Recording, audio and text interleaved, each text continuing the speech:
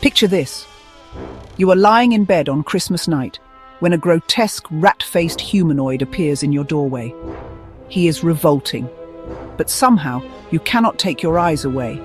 That, in a nutshell, is Robert Eggers' Nosferatu, a film where the monster might just be better in bed than your loving husband. And trust me, that's just the beginning of how messed up this movie gets. That said, it is not a very good adaptation of the original film. It keeps the names and the famous hand gesture. And the vampire is, indeed, rat-faced. But it does away with what made Orlok truly different from Count Dracula, his beast-like existence. For him, everyone was just prey. The question of love that goes beyond time does not even arise. What Eggers gives us is Bram Stoker's Nosferatu.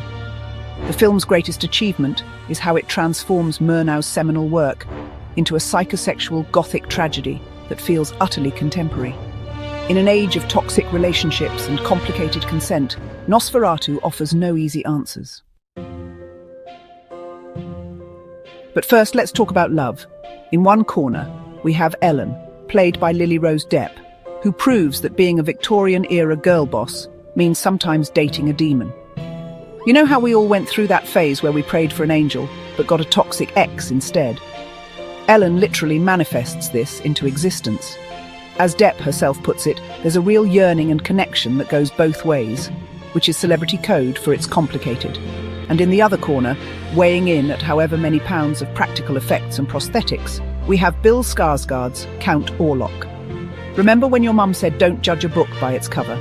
Well, in this case, the cover is a walking corpse who trained with an opera singer to sound like death itself. And yet, there's something weirdly compelling about him. Even director Robert Eggers admits he didn't expect Skarsgård to bring such pathos to the role. That's a fancy way of saying he made us feel bad for a murderous vampire.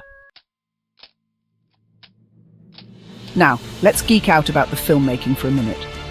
If Andrei Tarkovsky and Tim Burton had a baby, and that baby was really into German expressionism, you'd get something close to how this movie looks. Eggers shoots night scenes like monochromatic fever dreams.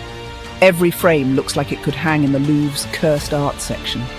The way he frames Ellen's seizures, which aren't your standard horror movie fits, but full-on, my long-distance vampire boyfriend is calling episodes, would make the old masters proud. Here we have someone who understands that filmmaking is sculpting in time. As the cameras have gotten more and more powerful and can get closer and closer to the actors, the art of staging for the camera has nearly been lost. Robert Eggers is a master of this lost art. His camera moves with uncanny intentionality, giving his scenes a life, as if they were unquiet undead themselves. Even when the Nosferatu is not on screen, you feel that this world is doomed. You feel the inevitability of tragedy. You feel it crawling through the flaws in the world. Here's where things get spicy. This isn't your typical supernatural romance where the monster is just a misunderstood hottie. Orlok is straight up revolting.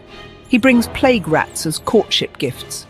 His idea of a love bite involves actual murder, and yet, when Ellen's friend suggests she needs her husband rather than an exorcist, we all know that's not entirely true.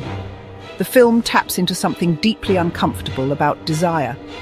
As Lord Byron first wrote about vampires, there's always been this melancholy and pathos to them, but Eggers takes it further.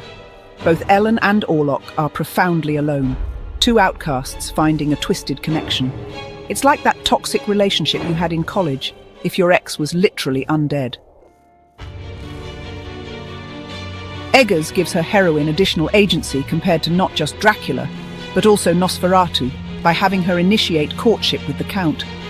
Yes, she was praying for an angel, but gets a Nosferatu instead, a classic mistake, and a staple of tragic dramas of all kinds, from Madame Bovary to Gulzar's Ijazat. But unlike those heroines, the eventual end of the heroine here is not a punishment for this transgression. This isn't a Shakespearean tragedy where character flaws lead to downfall. It's Greek tragedy territory. The world itself is fundamentally broken.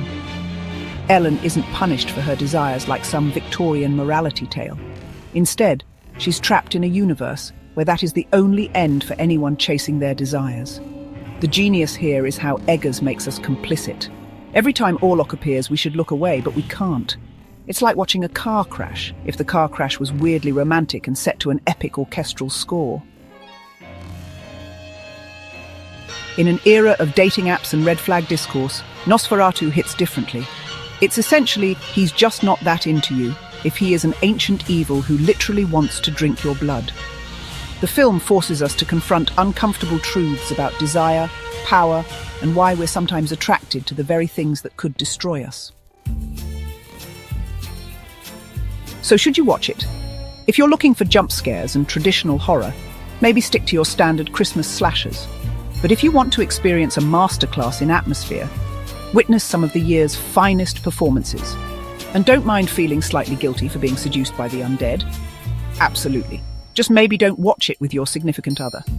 Some comparisons are better left unmade. And don't forget to like, share, high five, subscribe, let our channel thrive.